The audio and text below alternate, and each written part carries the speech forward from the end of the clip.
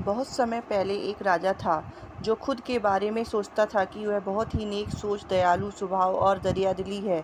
उसे लगता था कि वह स्थितियों को सही से समझने, हर बात पर न्याय करने और हर विषय में उचित विचार रखने वाला व्यक्ति है। राजा की 3 बेटियां थीं। एक दिन उसने अपनी बेटियों को बुलाकर कहा, मेरे पास जो भी है वो सब तुम्हारा है। तुम तीनों को मुझसे ही जीवन मिला है।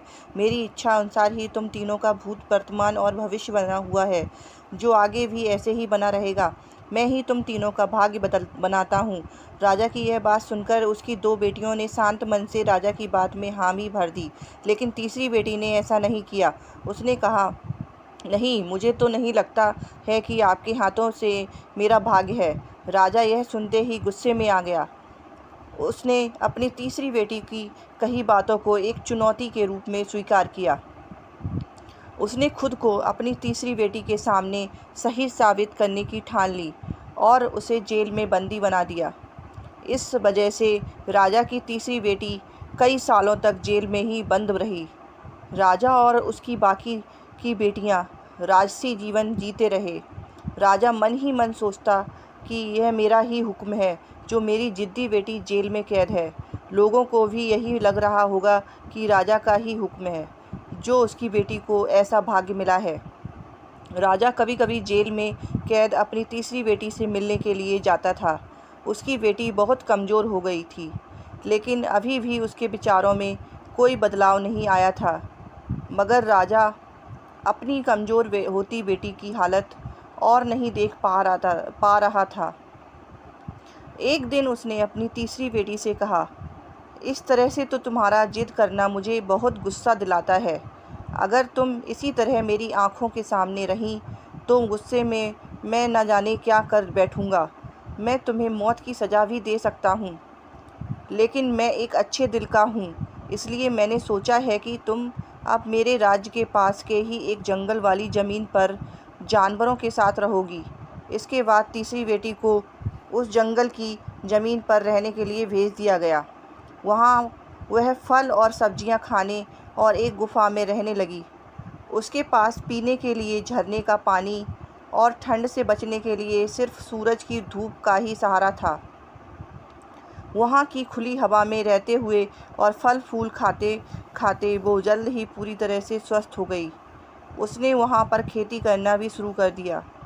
गुफ़ा को उसने घर की तरह सजा लिया और खुशी खुशी वहीं रहती थी। एक दिन वहाँ पर एक भटकता हुआ राहगीर आ पहुँचा। उसे देखते ही देखते राजा की तीसरी बेटी को से प्रेम हो गया और दोनों खुशी खुशी वहीं रहने लगे। उस जंगल में उन दोनों के अलावा और भी कई लोग रहते थे, जिनकी मदद से उन्होंने उस जंगल को एक शहर के रूप में बदल दिया। कुछ ही सालों में राजा की तीसरी बेटी और वो राहगीर उस शहर के राजा रानी बन गए। अब उनके शहर की चर्चा दूर दूर तक होने लगी। जैसे ही इसकी जानकारी राजा को मिली, वह उस जंगल से सब कुछ देखने के लिए पहुंच गया। जब उसने वहां की राजगद्दी पर अपनी बेटी को बैठे देखा और साथ में एक खूबसूरत युवक को, तो उसके होश उड़ गए। राजा की बेटी ने अपने महल में अपने पिता का पूरे सम्मान के साथ स्वागत किया। उसने अपने पिता से उसके पूरे बर्ताव व फैसले के लिए कुछ भी नहीं कहा।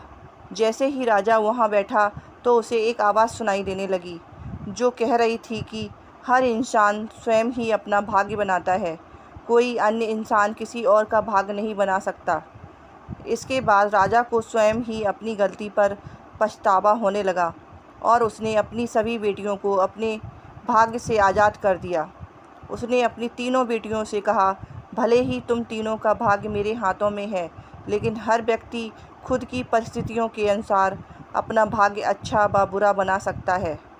राजा और उनकी 3 बेटियों की कहानी हमें यह सीख देती है कि कोई भी व्यक्ति किसी का भाग्य बना या बिगाड़ नहीं सकता।